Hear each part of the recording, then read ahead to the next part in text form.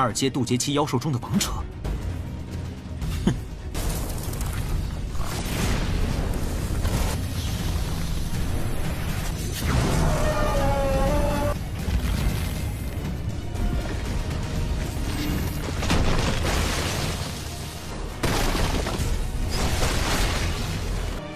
一定要成功复仇！不杀你，如何？今后乖乖的服侍我。小美人，郑青青，不要！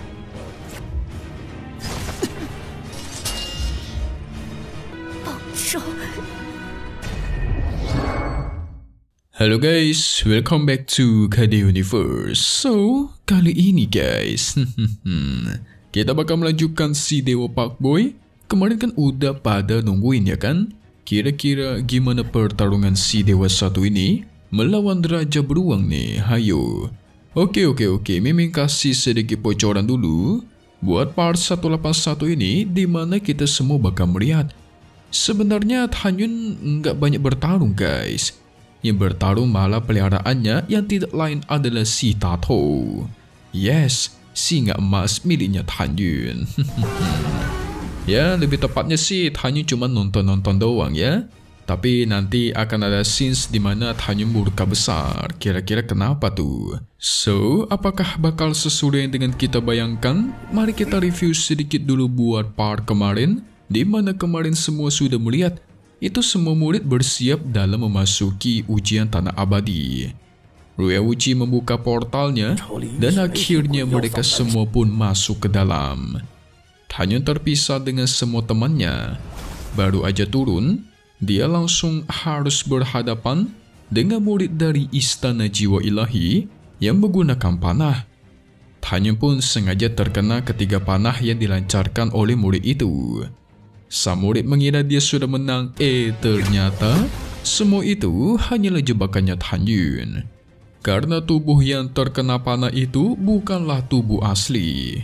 Tentu si murid auto panik dong, mencoba kabur.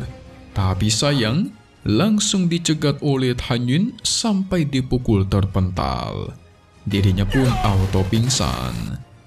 Tanyun segera mencuri semua barang miliknya, tapi tidak pernah menyangka saat dia melanjutkan perjalanan, tiba-tiba dia harus bertemu dengan sosok binatang raksasa beruang berwarna merah. Nampaknya sih lumayan kuat ya. Apakah benar demikian? So langsung saja kita masuk ke intro ya guys ya.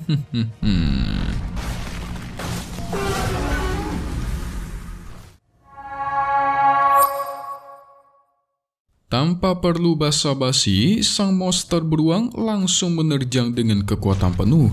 Sebelum Dewa Pakboy melawan, dia ingin mengetahui kemampuan dari si beruang itu. Proses pemeriksaan pun dilakukan. Dia mendapatkan informasi kalau beruang ini adalah raja binatang tahap kesengsaraan tingkat 2, bernama beruang darah pemakan jiwa. Ya lumayan lah ya. Serangan pun dilancarkan. Itu gagal mengenai Tanyun. 2阶渡劫期妖兽中的王者。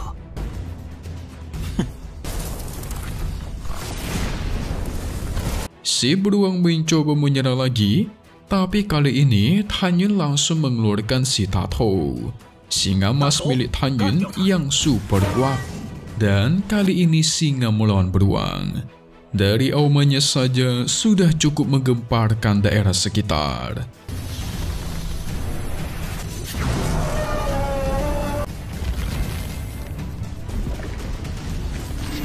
Sehingga cuma butuh satu serangan, itu beruang merah auto terpental sejauh 100 km guys. Saking kuatnya serangan Tato, itu beruang auto meninggoy di tempat. Buset.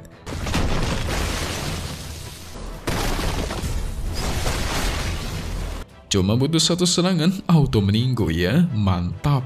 Kalau kayak gini nggak perlu khawatir lagi kalau semisal muncul musuh kuat ya kan. Selama ada Tato, semuanya mudah. Ini baru si singa emas ya guys. Si kera iblis aja belum bangun-bangun nih. Segera Tanyun menyuruh Tato menyembunyikan nafasnya dulu. Karena nafas tahap dewasa tingkat 3-nya Tato itu terlalu kuat. Nanti kalau nggak disembunyiin, bisa-bisa ketahuan oleh para murid dan mereka malah kabur pula. Kan sayang ya. Tidak lupa Tanyun mencoba membaca peta yang dia dapat demi menentukan arah yang nanti bakal mereka tuju. Akhirnya selesai, dia memutuskan untuk terbang sejauh 3 juta mil ke arah timur. Disitulah hutan dengan luas ribuan mil yang menjadi tempat pertemuan Tanyun dengan teman-temannya nanti. Jadi kita sebutnya sebagai titik temu ya guys. Namun Tanyun ingin kalau semisal Tato merasakan ada murid-murid dari Istana Jiwa Ilahi dan Sekte Peri Abadi, maka segera laporkan kepadanya. Dan Tato tidak boleh bertindak sembarangan. Nah tapi kan si Tato ini nggak tahu ya kan, murid Sekte Peri Abadi sama Istana Jiwa Ilahi seperti apa gitu.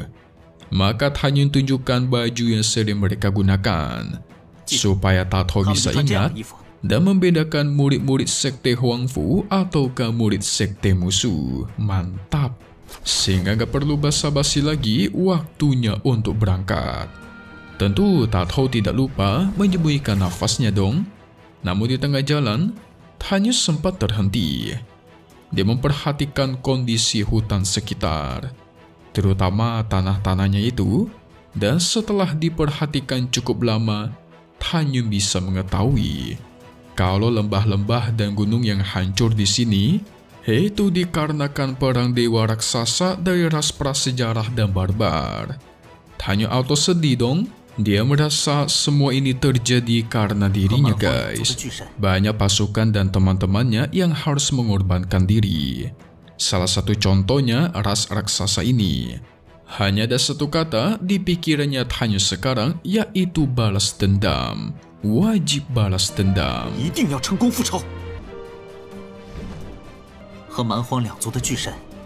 Namun untuk sekarang mereka jangan bersedih dulu, karena Tanyun memastikan akan tiba hari di mana mereka bakal membalaskan dendam raksasa dan semua dewa naga yang sudah berjuang untuk dirinya. Namun tiba-tiba Tanyun merasakan dari cincinnya kalau ada salah satu murid dari divisi Pil yang sudah meninggoy. Jadi singkatnya di dalam cincinnya Tanyun berisikan token kehidupan para murid divisi Pil. Kalau semisal pecah berarti meninggoy guys. Sehingga Tanyun ingin segera pergi ke titik pertemuan dulu. Perjalanan pun dilanjutkan. Di tengah jalan Tanyun mencoba memeriksa daerah sekitar karena ada yang mencurigakan. Yang ternyata benar. Ada salah satu murid divisi Pil yang sedang dikepung oleh 2 murid Sekte musuh. Sialnya lagi, kedua murid ini super mesum guys. Ingin menjadikan wanita murid divisi Pil sebagai pelayannya. Mereka memastikan akan sangat disayangkan kalau nyawanya melayang begitu saja. Asalkan si wanita patuh, pasti bakal mereka ampuni.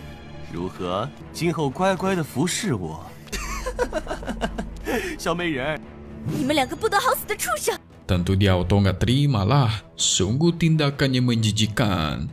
Si wanita yang bernama Chan Qingqing ini tidak rela dijadikan budak oleh kedua murid dari Sekte musuh. Segera dia memutuskan untuk menghilangkan nyawanya sendiri guys. Wadidaw. Tanyun yang menyadari itu segera berangkat ke arah para murid. Tapi sayangnya sudah telat. Si wanita sudah keburu menyayat lehernya sendiri. Zhang Qingqing, buyao!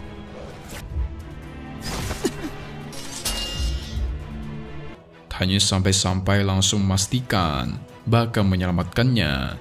Jadi tunggu saja, karena hanya dengan hiduplah baru bisa balas dendam. Sementara kedua murid mesum itu hanya tersenyum jahat. Awas aja kalian nanti ya. Tapi sayangnya Chan Qingqing itu sudah tidak berniat hidup di dunia ini. Karena dia merasa sudah malu kepada dirinya sendiri. Sehingga dia menolak untuk diselamatkan oleh Tanyun. Tidak lupa dia meminta Tanyun untuk membalaskan dendamnya ini. Tanyun sempat terdiam.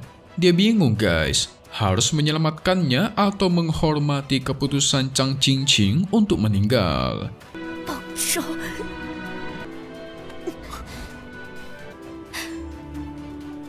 Namun pada akhirnya Qing Qing pun meninggoy. Membuat Hanyu sedih bukan main. Udah gitu, orang lagi sedih, kedua murid sialan itu sempat-sempatnya terus meledek. Dia bertanya, apakah murid-murid dari sekte kalian secantik ini? Sepertinya harus aku cari sendiri dan aku sikat nanti. Buset, di satu sisi mereka merasa sangat senang karena Hanyu muncul sendiri di hadapan mereka tanpa mereka perlu berusaha mencari. Kan kalau kalian lupa, ada perintah langsung dari ketua sekte Ruyang Wuji untuk menghilangkan nyawanya Hanyu. Keduanya pun berencana untuk membantai Hanyu dulu, mengambil kepalanya dan diserahkan kepada tuan muda Ruyang Chen. Baru setelah itu mendapatkan hadiah, mereka bakal melanjutkan mencari murid-murid, terutama murid wanita dari sekte Huangfu untuk mereka sikat. Buset. Ini benar-benar mesumnya nggak ketolongan nih. Keduanya pun bersiap. Mereka berdua sangat percaya diri Hanyu bakal terbantai. Karena Ruyang Chen yang dilawan Hanyu, walaupun berada di peringkat 10 besar gerbang dalam, dia itu terhitung masih lemah. Masa iya kalah dari murid tukang sampah Rana Jiwa Janin tingkat 9 seperti Hanyu? Wadidaw, makin membuat Hanyu panas nih. Emosinya semakin terbakar. Segera keduanya pun menerjang dengan serangan penuh dan tuar. Hanyu memastikan keduanya bakal dia bantai hari ini juga. Tapi sayangnya hari ini, itu maksudnya di hari Senin guys. Karena part 181 harus berakhir di hari ini.